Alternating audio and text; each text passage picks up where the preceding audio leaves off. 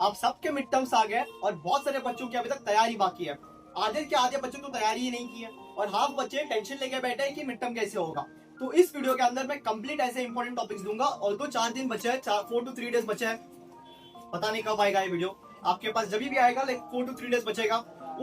उस टाइम पे भी अगर तुमने ये पूरे कॉन्सेप्ट किया जो मैंने आपको दूंगा अभी whatever I give you this topics, maths as well as science, ये पूरे के पूरे टॉपिक्स अगर आपने पूरे तरीके से किया तो you may get even 80 out of 80। Okay, तो इस वीडियो के अंदर complete I will give you ऐसे टॉपिक्स जो आपको एग्जाम पे आएंगे ही आएंगे। बहुत सारे चांसेस है कि एग्जाम 100% आएगा। तो हमारे इस वीडियो में जो एम होगा इज टू गेट 80 on 80। आपके एग्जाम शायद 12 से शुरू हो जाएंगे।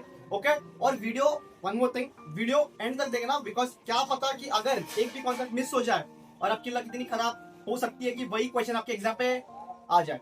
तो इसी कारण से ये वीडियो एंड तक देखना, वेरी इंपॉर्टेंट वीडियो, क्योंकि मैं यहाँ पे सारे के सारे concepts I will give you which will come for your exams. और मैंने पहले भी ये वीडियो किया है, वहां पे आप जाके चेक करते हो, तो इसी चैनल पे चेक कर सकते हो कि वहां पे सारे क्वेश्चन जो है वो ऑटोमेटिकली आ चुके हैं। Okay, so let us start with maths. Class 10 के मैथ्स में I will give you marks wise. पहला जो होता है 5 मार्क्स, पिछले विल गो फ्रॉम बैकवर्ड। जो 5 मार्क्स पे क्वेश्चन आ सकता है दैट इज आपका जो बीपीटी थ्योरम है, एंगल थ्योरम है। ट्रायंगल्स में 3 थ्योरम्स है। ओके, मोस्टली 2 थ्योरम्स पूछा जाता है, इन दोनों में से, इन तीनों में से कंपलसरी करके जाना, बिकॉज एक क्वेश्चन आएगा ही आएगा। Next coming to 4 marks. अब सबको पता है जो 4 मार्क्स की क्वेश्चन होता है वो 4 मार्क्स इंटू 4 क्वेश्चन होता है, मतलब टोटल 4 मार्क के 4 क्वेश्चन आएंगे आपके एग्जाम पे। तो पहला जो क्वेश्चन आ सकता है that is equation type sums on arithmetic progression. Okay, AP equation type sum. Equation type sums मतलब कैसे एक सम्स आ सकता है, यहाँ पे for example a + 2d is equals to 10, फिर a + 3d is equals to 15। आपको ऐसे दो इक्वेशन आते हैं, इसको एलिमिनेट करो, सब्स्टिट्यूट करो, you will gate a value, d value. वो सारे क्वेश्चन यहाँ पे 4 मार्क्स के आने के चांसेस वेरी इंपॉर्टेंट। यहाँ पे बेसिकली आप बोल सकते हो कि एपी के सारे जो वर्ड प्रॉब्लम्स है वो यहाँ पे आ सकते हैं। सेकंड, क्वाड्रेटिक इक्वेशन आपका यहाँ पे आ सकता है। क्वाड्रेटिक इक्वेशन में क्या आएगा, ट्रेन सम, वेरी इंपॉर्टेंट। मोटर बोट सम था पहले बट वो निकल गया है, तो automatically train some becomes important for 4 marks. या फिर एज रिलेटेड या फिर कॉस्ट रिलेटेड, सारे के सारे टाइप के प्रॉब्लम्स एनसीईआरटी में है। Go check there and solve. Okay, coordinate geometry पे क्वेश्चन आने वाला है 100%, बिकॉज ये मिड टर्म है, तो आधे नेक्स्ट जो चैप्टर है वो नहीं आ पाएंगे, सो कोऑर्डिनेट पे आएगा। वर्टाइसिस के ऊपर एक क्वाड्रिलेटरल शेप गिवन होगा, 4 वर्टाइसिस में से एक वैल्यू मिसिंग हो जाएगी, तो वो आपको ढूंढना पड़ेगा। पैरेललोग्राम के ऊपर क्वेश्चन, अगर पैरेललोग्राम पे क्वेश्चंस करना है तो आपको प्रॉपर्टीज आनी चाहिए। सेकंड, हमें यहाँ पे के वैल्यू ढूंढना पड़ेगा। के वैल्यू के बाद क्वेश्चंस में directly come on section formula, section ढूंढो, अगर ये और ये इसका रेशियो है तो पॉइंट्स ढूंढो, वैसे क्वेश्चन आ सकते हैं। जो 4th टाइप क्वेश्चन है, ट्रायंगल्स के ऊपर सीधा एक एप्लीकेशन टाइप क्वेश्चन आ सकता है, that is on application. Concept कहां पे लगे, concept will be same, BPT as well as angle theorem. 2 triangles दिया होगा with some analogy, with some real life example. वहां पे you have to proof first, आपको 2 ट्रायंगल्स वहां पे नजर आएंगे, वहां पे 2 ट्रायंगल्स को सिमिलर प्रूफ करो, use some criterias and get the answer. Okay, तो ये थे हमारे 5 मार्क्स, ये थे हमारे 4 मार्क्स। यहाँ पे ही आपको 5 + 16 अराउंड 21 मार्क्स सबको मिल गए। Okay, let's move to 3 marks. तो 3 मार्क्स क्वेश्चंस पे जो पहला क्वेश्चन आ सकता है आपके, दैट इज अगेन एपी के इक्वेशन टाइप सम्स। अभी यहाँ पे एपी के इक्वेशन टाइप सम्स के साथ वहां पे और एक क्वेश्चन भी आ सकता है, दैट इज ऑन डिविजिबिलिटी। अगर आपको पता हो फॉर एग्जांपल 7 के टेबल से 7 के मल्टीपल, 6 के मल्टीपल्स, 5 के मल्टीपल्स, उस पे भी क्वेश्चंस है एनसीईआरटी के, तो वो बहुत इंपॉर्टेंट बन जाता है यहाँ पे क्वेश्चंस आने का। ये क्वेश्चन आ सकता है। सेकंड शो आ सकता है दैट इज क्वाड्रेटिक इक्वेशन से आपके नंबर के ऊपर क्वेश्चंस, एज के ऊपर क्वेश्चंस, और लास्ट ईयर मिड टर्म के बोर्ड एग्जाम पे फ्रैक्शन का क्वेश्चन आया था और मैंने ये भी पहले ही प्रेडिक्ट कर दिया था, जाके वीडियो चेक करना। अगर मैं बोल रहा हूँ भरोसा करो, जो भी बोल रहा हूँ उतना करो, 100% you can get 80 on 8। Okay, fraction के टाइप पे फिर से आ सकता है कॉस्ट टाइप। फिर प्रूविंग, ये तो बेटा बोनस क्वेश्चन है, √2 √3 इररेशनल प्रूव करना। ओके, अभी पेयर ऑफ लीनियर इक्वेशन से हमेशा हमें वर्ड प्रॉब्लम्स के ऊपर क्वेश्चन पूछा जाता है, वर्ड प्रॉब्लम्स के ऊपर। तो word problems again becomes very important from the point of view से, मतलब कौन सी चैप्टर से, पेयर ऑफ लीनियर इक्वेशन से वर्ड प्रॉब्लम्स इंपॉर्टेंट बन जाता है। इसकी age is compared to is mother's age, father's age. Okay, इसके फ्रेंड के पास इतने मार्बल्स है, वो सारे क्वेश्चन एनसीईआरटी में बहुत है, थोड़े बहुत एग्जाम्पल्स भी कर लेना, काम हो जाएगा। ओके, तो कोऑर्डिनेट ज्योमेट्री से क्या आ सकता है, कोऑर्डिनेट ज्योमेट्री से यहाँ पे डायरेक्ट सेक्शन फॉर्मूला के ऊपर। अगर सेक्शन फॉर्मूला 4 मार्क्स पे आता है तो यहाँ पे क्वेश्चन सीधा आ जाएगा डिस्टेंस फॉर्मूला के ऊपर। Distance formula for example collinear कब है, कब कोलिनियर, मतलब कोलिनियर के क्वेश्चंस यहाँ पे मैंने क्लियरली लिखा है। आपको यहाँ पे कोलिनियर की क्वेश्चन फोकस करना पड़ेगा। उसके बाद शेप रिलेटेड लाइक क्वेश्चन है। फॉर एग्जाम्पल आपके एनसीईआरटी में रोम्बस का एक क्वेश्चन है, रोम्बस के ऊपर क्वेश्चन है proving that find area of rhombus, okay, जिसका एरिया दिया है half d1 into d2, diagonal 1 into diagonal 2, वो वाले भी क्वेश्चन इंपॉर्टेंट है फ्रॉम कोऑर्डिनेट ज्योमेट्री। फिर ट्राइंगल से हमेशा हमें प्रूविंग वाले क्वेश्चन चाहिए, ओके, हमेशा हमें प्रूविंग वाले क्वेश्चन चाहिए। तो प्रूविंग में कैसे आ सकता है, फॉर एग्जांपल AC स्क्वायर होगा AB square sorry AC AB into CD, ऐसे कुछ तो फॉर्म पे दो ट्राइंगल्स आपको दिया जाएगा, उस ट्राइंगल्स में आपको बोला जाएगा कि ये इक्वेशन लेके आके दिखाओ दैट।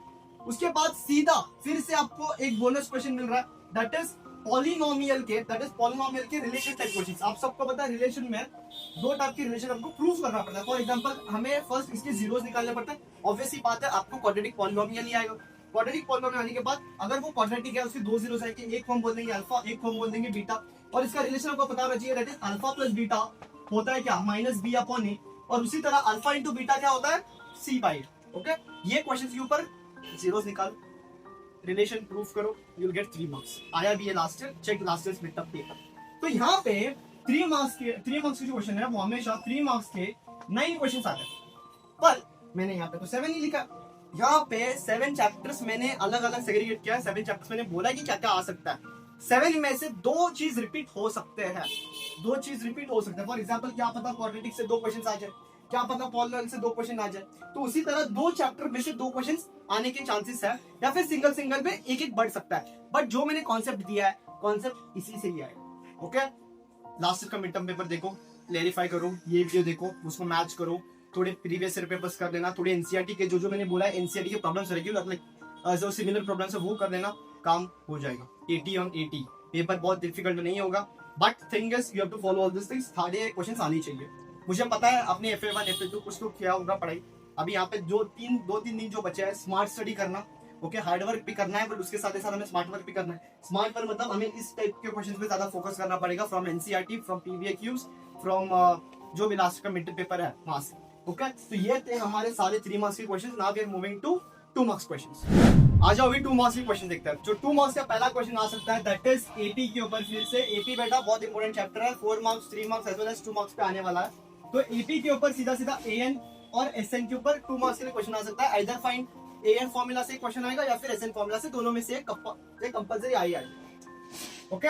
जो सेकंड क्वेश्चन है दैट इज क्वाड्रेटिक इक्वेशन से डिस्क्रिमिनेंट के ऊपर, दैट इज क्वाड्रेटिक इक्वेशन। वहां पे आपको डिस्क्रिमिनेंट निकालना होगा, they will give you a quadratic equation, आपको डिस्क्रिमिनेंट निकालना होगा, और उसके साथ ही साथ आपको बोलना होगा कि इसके नेचर ऑफ रूट्स क्या होंगे, या फिर सीधा आपको क्वाड्रेटिक इक्वेशन के जो रूट्स है वो निकालना पड़ेगा with the help of quadratic formula. आ सकता है but most of the cases में डिस्क्रिमिनेंट आने के चांसेस बहुत है। फिर ये तो फिर से आपका क्या बन गया, ये बोनस क्वेश्चन बन गया। बोनस क्वेश्चन पे क्या है दैट इज रियल नंबर से 2 + √5 या फिर 2 प्लस या फिर combination with any root number हमें इर्रेशनल प्रूफ करना है।